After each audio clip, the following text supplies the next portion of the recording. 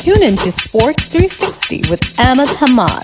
South Africa won the opening match of the Tri-Nation T20 series, defeating Zimbabwe by 5 wickets at Harare today. Some new records which were set today. Sikandar Raza has broken the record for most T20 internationals, which is 39 as captain for Zimbabwe, going past Craig Irvine's 38 matches as captain. And also Richard Nagarwa, the fast bowler, going past Sikandar Raza's record of 81 wickets. Nagarwa is now the top wicket taker for Zimbabwe in T20 International with 83 wickets.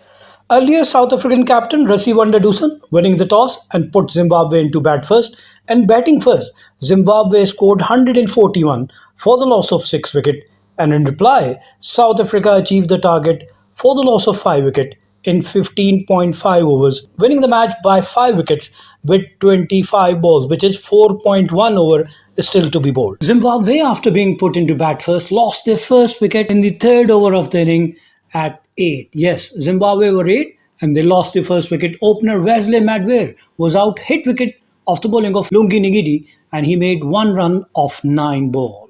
While the second wicket, 31 runs partnership for the second wicket, and the second wicket fell at 39 in the 8th over. Clive Madande was clean bowled by Peter and he made 8 runs off 16 balls. The third wicket fell at 55. Brian Bennett was the third man to go and he made 30 of 28 balls, hitting 4 fours. His strike rate was 107 and he was scored by Reza Hendricks off the bowling of George Linde. Then they had a partnership of 66 for the fourth wicket between Sikandar Raza, the captain, and Ryan Burl. Sikandar Raza made 34 and Burl 29 in that partnership. That took their total from 55 for 3 to 121 in the 18th over. And they lost their fourth wicket, and that is of Ryan Burl, who scored 29 of 20 balls, hitting 3 fours and 1 6 with a strike rate of 145. He was caught by Herman off the bowling of Andre Berger. Then they lost their fifth wicket at 138. Tashinga Musekiwa was the fifth man to go in the 20th over, and he made only 9 runs off 8 balls, caught by Reza Hendricks off the bowling of George Linde. While the sixth wicket, back-to-back 2 wickets, at 138, sixth wicket also fell, and Tony Mungyonga was the sixth man to go in the 20th over, and he was out without scoring on the very first ball, caught by Similane off the bowling of George Linde. In the end, Sikandar Raza, the captain, remained unbeaten on 54 of 38 balls, hitting 3 fours and 2 sixes with a strike rate of 142, and Wellington Mazakatsa remain unbeaten on 1. Zimbabwe scored 141 for the loss of 6 wickets in their stipulated 20 overs, and they scored their runs at a run rate of 7.04 runs. Zimbabwean batsmen could only hit 11 fours and just 3 sixes. Looking at the South African bowling, Lungi Ngidi 4 overs 1 maiden, 15 runs and 1 wicket with economy of 3.75, and he was hit for 2 fours.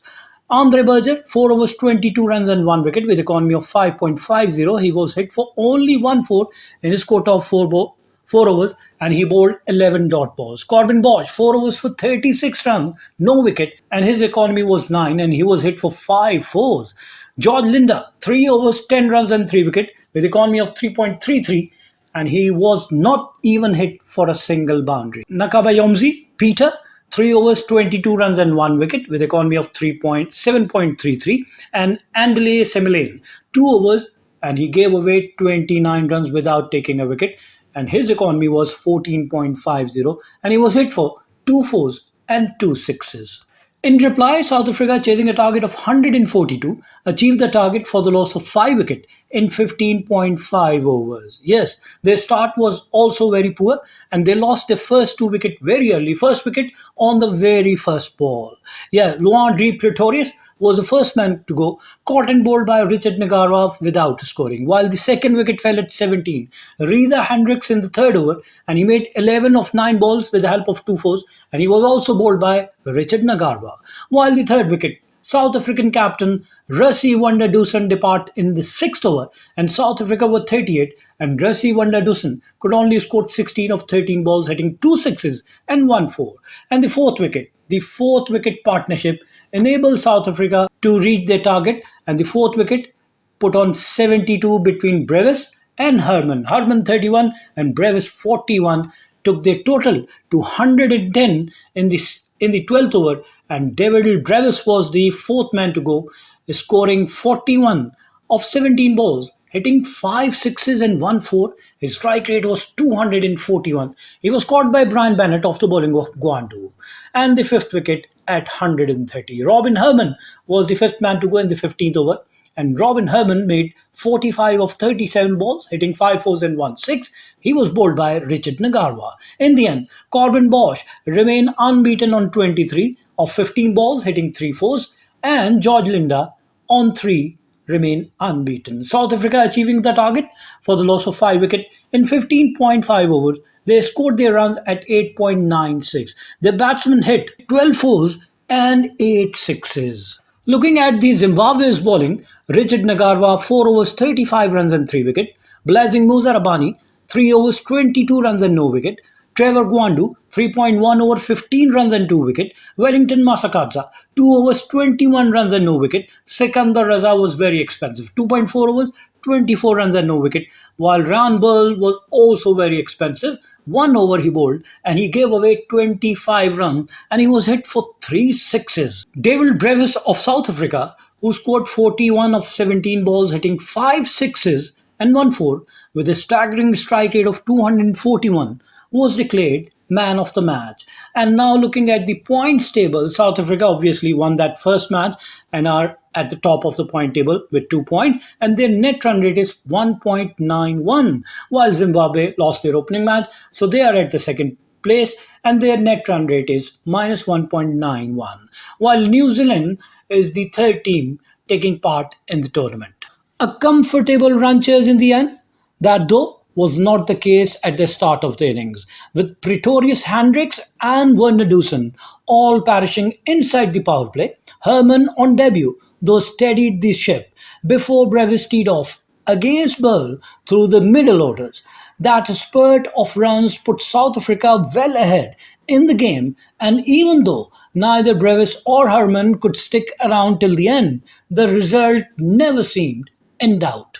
As for Zimbabwe, there were promising moments, most notably the way they bowled in the power play, but the lack of penetration through the middle overs stuck out, with their spinners unable to exert as much control as their South African counterpart. They did not have the whole heap of runs to play with either, and those are the things they will look back before they face New Zealand in few days from now. George Linde, Brevis and debutant Hermann star as South Africa beat Zimbabwe in the Tri-Series opener. Raza 50 went in vain for Zimbabwe, who lost their sixth successive T20 international against South Africa. It's just not getting any easier for Zimbabwe after suffering 2 heavy defeats to South Africa in the test. They opened their T20 triangular series, which also include New Zealand, with a loss. It was Zimbabwe's 6th successive T20 international defeat to South Africa, against whom they are yet to register a win after 2 other games between the side produced no results. Keep on watching Sports 360 with Ahmed Hamad for latest news, views, and interviews of sports personalities from around the world.